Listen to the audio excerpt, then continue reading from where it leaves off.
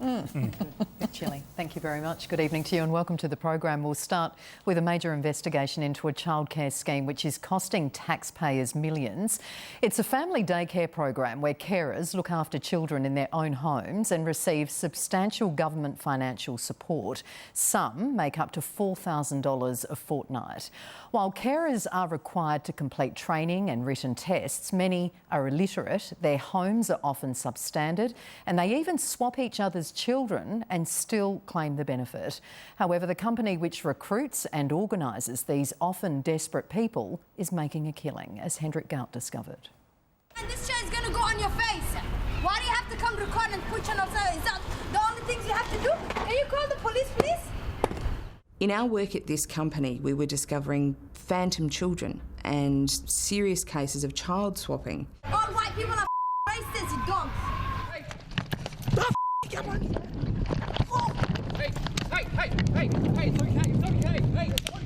This is Farah for Kidz.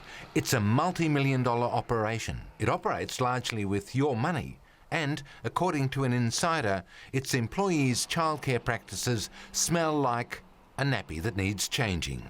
One child used a toy knife to play slice my neck, and the educator didn't even seem remotely fussed.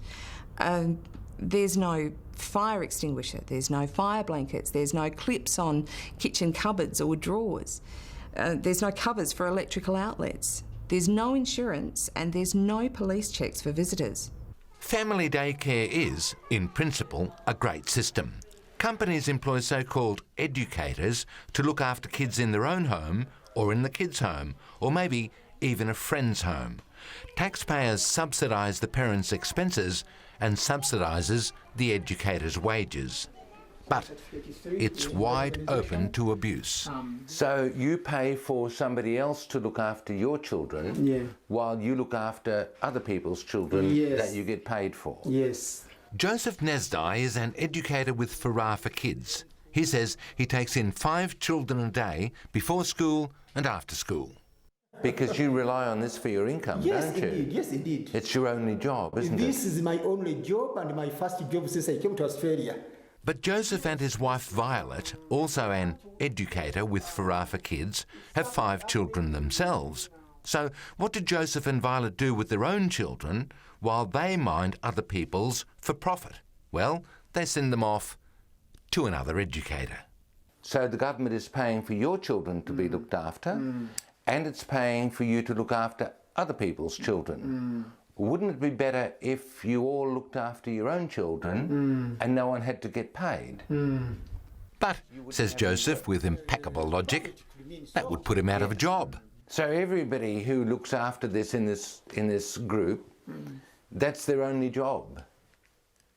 Yeah, this is known as self-employed job. I also noticed many child swap situations. A senior company insider has agreed to expose what she says are not necessarily illegal abuses at Farah for Kidz and its family daycare. To protect her identity, her words are spoken by another person. This is rorting the system and it makes taxpayers foot the bill. According to inspector reports, this is where Ashia Cromar does family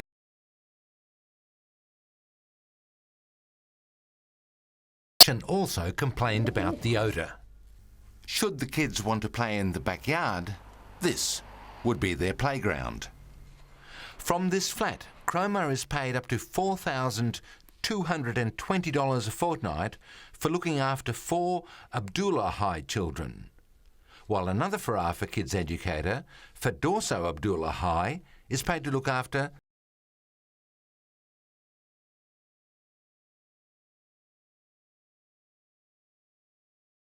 Some educators were claiming to be looking after other people's children when in reality they were just looking after their own.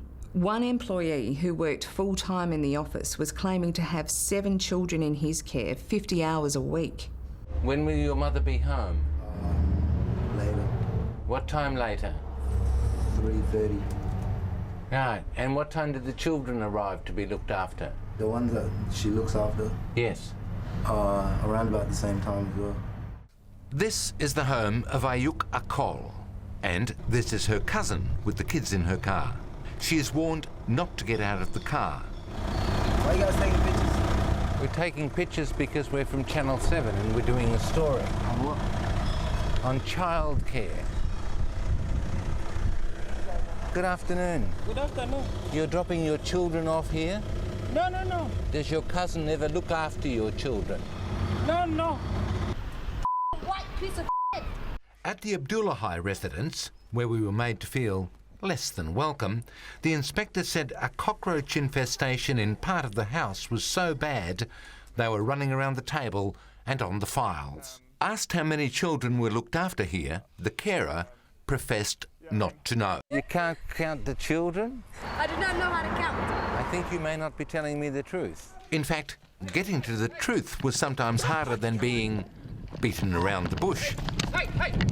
This is a public car park outside Farah for Kidz in Athol Park. When I began doing home inspections, I noticed that a lot of educators weren't actually home, or they wouldn't permit entry, or they didn't have any children actually in their care, or didn't actually live at the specified address. You are Mohammed? Yes. I'm from Channel 7. My name is Hendrik Gout. May we speak to you, please? What about? About childcare. I understand you do childcare from this house. Is that right? No, nobody at home right now. Oh, nobody at home? Yes. It seemed somebody answered the door. I had the impression someone answered the door. I was constantly given excuses such as my son's broken his arm, I'm in hospital, or my uncle's died. And one educator answered the door naked, except for a towel that seemed constantly to be slipping down. Joseph's kids' room is neat and clean, and he's proud of it. This is far from universal in homes administered by Farah for Kidz. Properties were almost all in extremely bad repair, with, dirty walls, holes in the walls, dangerous tools lying around, and chemicals that were actually within easy reach of the children.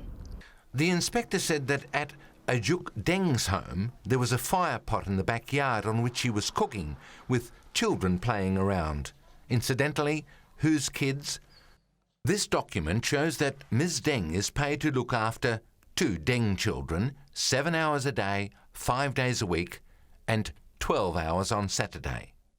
And at Chantel Roberts' home in Salisbury North, one infant was sucking on an iPhone charger that was actually switched on at the wall.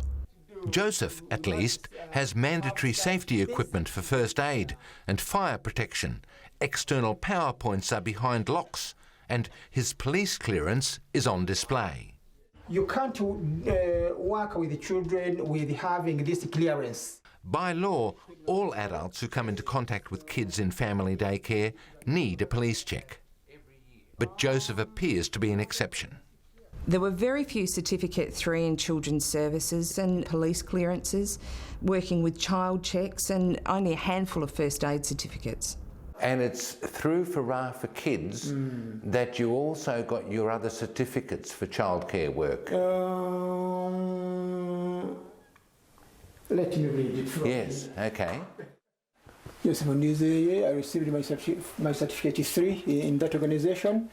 And that's done through what organisation is this? The Early Childhood Vision Training Service issued the certificate. This is Mervat Zerba. Correct.